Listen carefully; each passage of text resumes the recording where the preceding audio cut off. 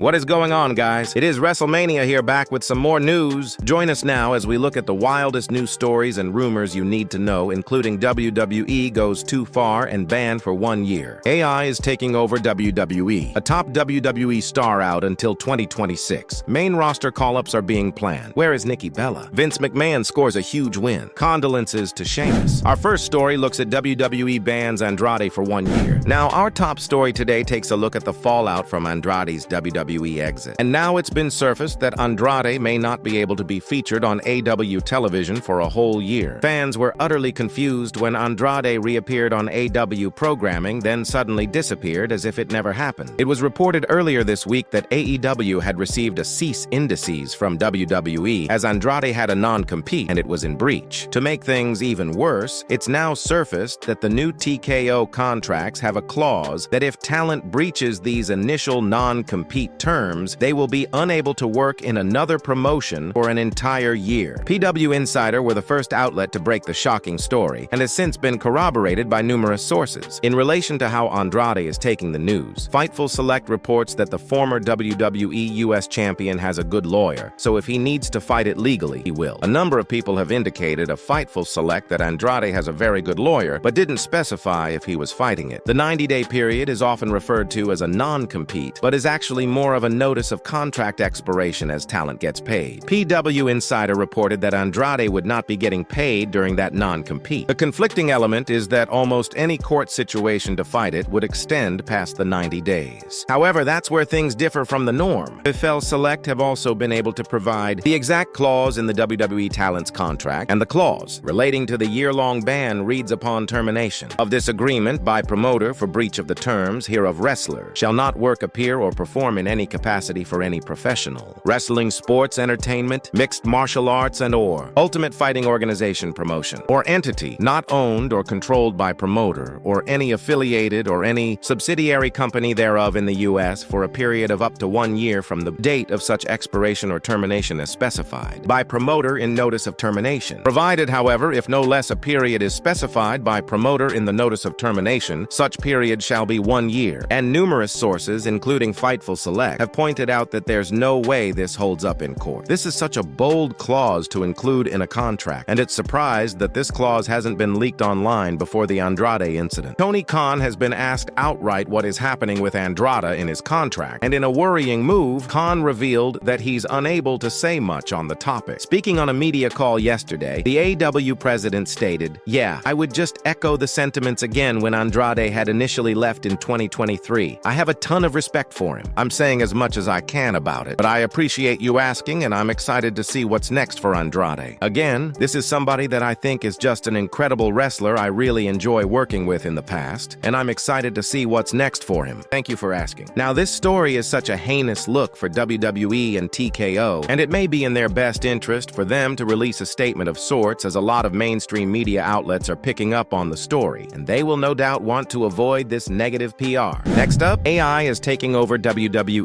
The AI being used in WWE was inevitable, and it turns out that WWE has hired a new director of creative strategy who's in charge of WWE transitioning to AI-based storytelling. According to the latest edition of the Wrestling Observer newsletter, the new role is being introduced so WWE can move forward with AI and Triple H can focus on political aspirations. Cyrus Kasari was hired last month as a new senior director of creative strategy. He had previously been a producer for BuzzFeed from 2016 to 2022 and for One the MMA company from 2022 until last month. He was introduced to the creative staff by Paul LC. In introducing him, LC said that Kasari would lead WWE's transition into AI-based storytelling and integrate AI into a creative services like video and graphics. He said that this shift is inevitable when it comes to creative and pro wrestling. Kasari said that he would both manage AI storytelling and would be liaison to the White House as LC is taking on more duties in politics in some form. The report adds that WWE has a contract with Writer AI and the program offered some of the most bizarre pitches imaginable. WWE has a contract with Writer AI, a platform which has already been fed WWE content. Thus far, the AI software has come up with one person with knowledge of the situation called absurdly bad storylines. They pitched a storyline where Bobby Lashley, who I guess AI thought was still in the company, could come back as a wrestler who was obsessed with with Japanese culture and history. But the feeling is, once bugs are worked out, that AI will begin to have this major impact on storyline direction. Now, this is really concerning. Firstly, AI could be replacing jobs in the foreseeable futures. Why would they even need human writers? And the fact that it's coming up with some absurd storylines is really worrying. What do you guys think of AI taking over WWE? Next up, John Cena winning the IC title. Now, there's been a pitch in WWE to see John Cena win the IC title. According to Meltzer in the latest edition of the Wrestling Observer newsletter, pitch will see Cena win the title at Survivor Series, then defend against Gunther in his final match. The idea of Cena winning the IC title from Dominic. The match right now is at Survivor Series, and it being in play for the final match with Gunther has been discussed. And the Intercontinental title is the only title Cena needs to complete the Grand Slam, and Cena winning that one title. That's eluded him would be a huge deal.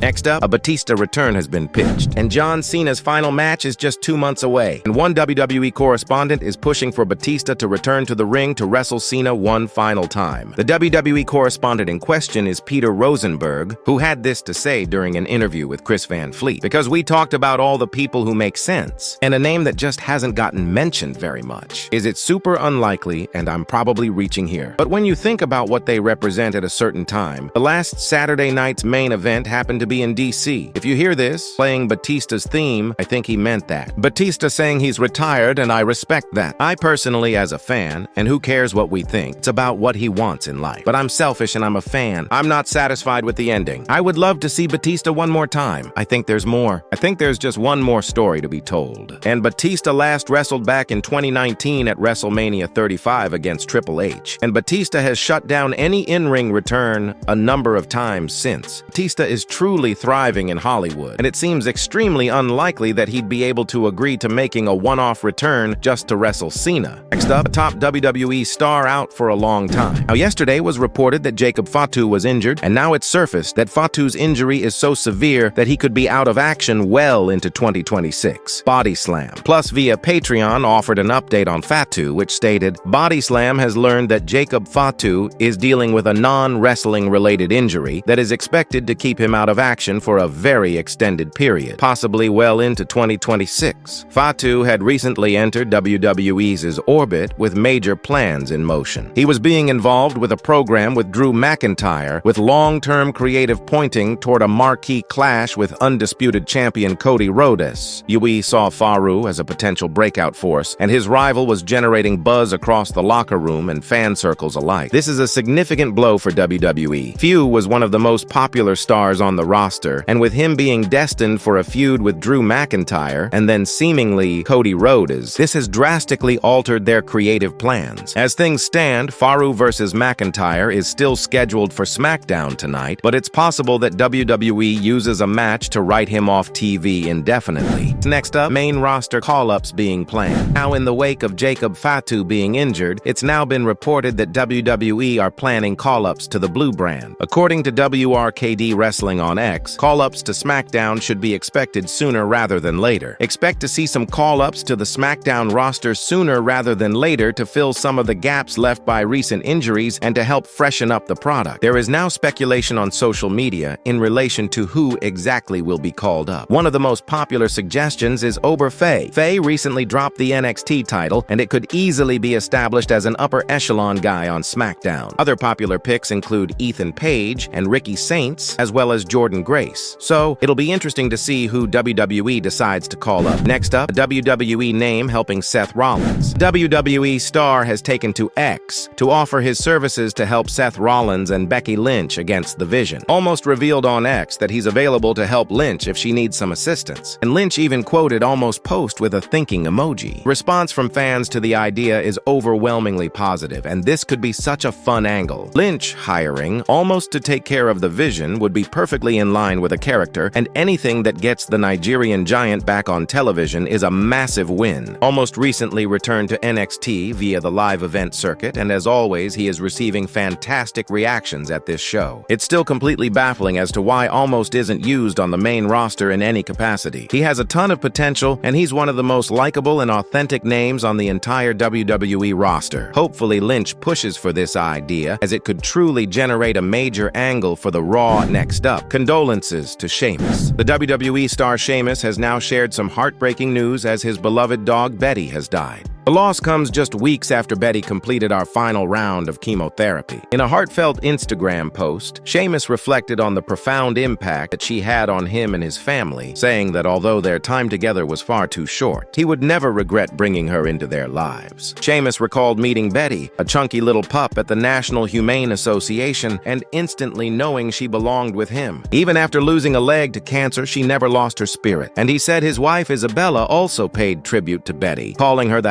happiest, sweetest, silliest girl until the very end. In response, fans, friends, and fellow wrestlers flooded social media with condolences to Sheamus and his family. And despite the grief, the tributes underline just how deeply loved Betty was. We're offering our condolences to Sheamus and his family. Next up, where is Nikki Bella? Now, earlier this year, Nikki Bella returned to WWE television, and it was said to be an extended run with her having multiple matches. Weirdly, Nikki has now disappeared completely from television, and this has led to fans speculating that the initial reports weren't correct. Nikki's WWE run is over. However, according to Fightful Select Q&A, Nikki's run has yet to have been brought to a close. I haven't heard that it's done. The last I heard, she would be around here and there. However, I don't know if there were any real plans for her in Australia, so there wasn't a great need to have her around for the build to that. They expect Nikki to be on show for a while from everything that I've heard. Interestingly, it was also revealed that Trish Stratus could be popping up for a few more times this year. We also expected Trish to pop up more than she did this year. When it comes to Nikki Belair, it would make a ton of sense to move her to the SmackDown brand, as SmackDown is in dire need of fresh faces in the female division, and she more than fits the bill. Nikki is one of the most experienced women in WWE right now, and there's even been pitches from fans on social media to see her turn heel and feud with the women's champion Tiffany Stratton. And finally, Vince McMahon scores a huge win. Now, Final Story today takes a look at the latest when it comes to Vince McMahon's charges for reckless driving. Yesterday, McMahon was granted a pre-trial probationary program, which can eliminate a reckless driving charge. The terms of this program state that the 80-year-old will be dismissed from charges of reckless driving and following too closely, resulting in an accident. That is, if he can keep a clean record until October next year. McMahon will also make a $1,000 donation to a charity as part of the terms.